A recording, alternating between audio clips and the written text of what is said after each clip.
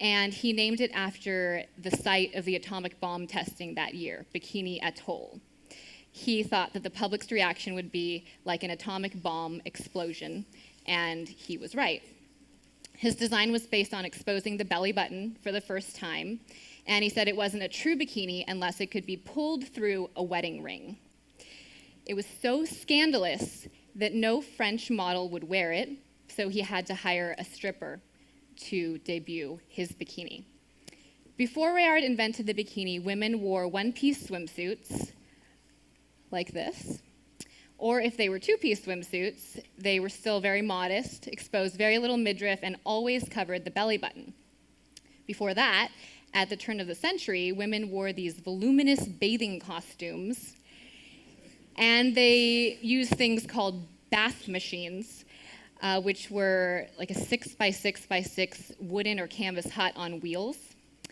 The woman would get inside of the bathing machine in her clothes, and then she would change into her bathing costume, and horses or sometimes people would drag the bathing machine down to the shoreline, and the woman would get straight into the water so that no one would see her in her bathing costume.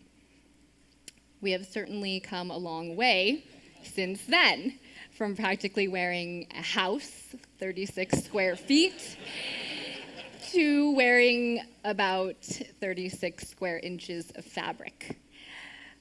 You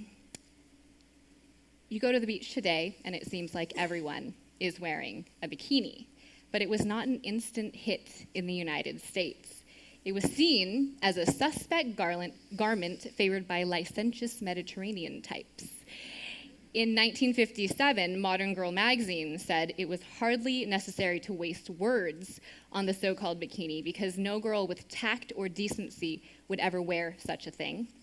And one writer described the bikini as a two-piece bathing suit that revealed everything about a girl except for her mother's maiden name. Guards at the beach would measure bathing suits, and women wearing bikinis were sure to get kicked off of the beach. So it's no wonder that the girl in the song was afraid to come out of the water.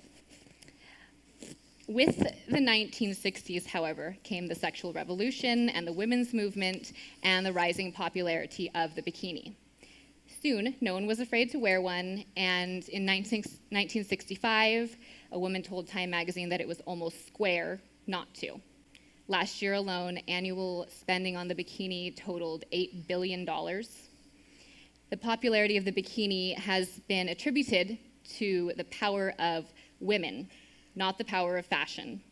And a New York Times reporter called the bikini the millennial equivalent of the power suit. So I'd like to take a couple minutes to examine this so-called power that wearing the bikini brings. A few years ago, male college students at Princeton University participated in studies of how the male brain reacts to seeing people in different amounts of clothing.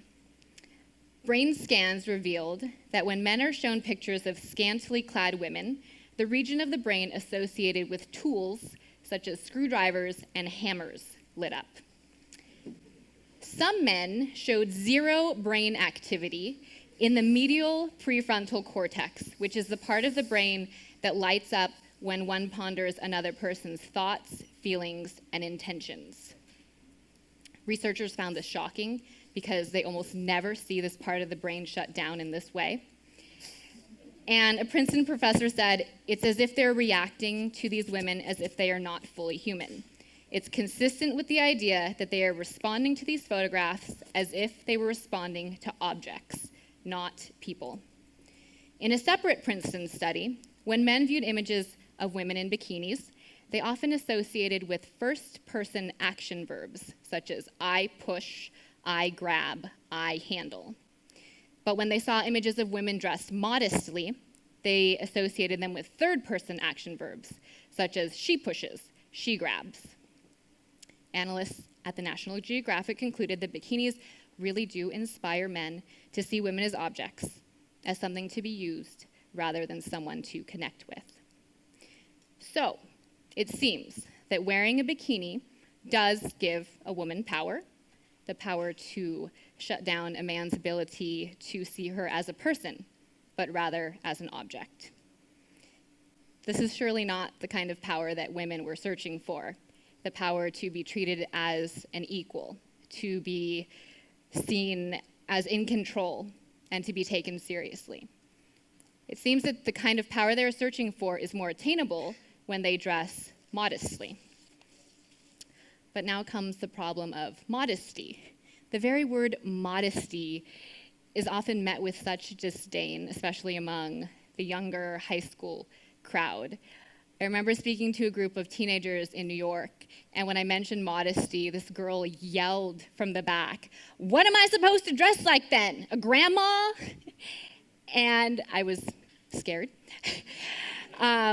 But I have to admit, I thought the same thing when I first learned about modesty. I thought it meant I had to be frumpy and dumpy and out of fashion, and I imagined myself wearing dresses like this, sitting alone in my living room, never going on another date ever again, and never getting married. And I was particularly frustrated when shopping for a swimsuit